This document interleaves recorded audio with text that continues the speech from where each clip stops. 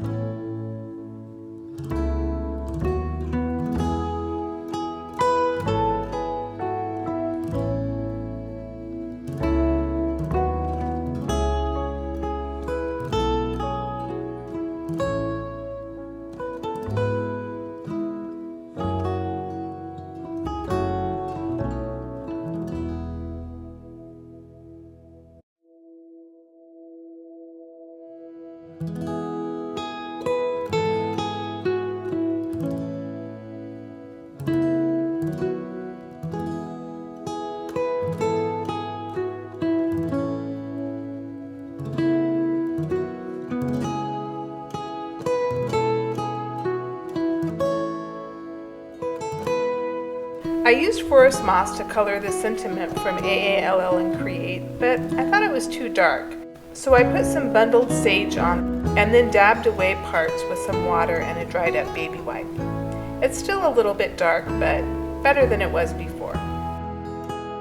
I finished the card off with ephemera from Arden Hill's Hidden Creek release, and then used some black gems from Amazon to add some bling.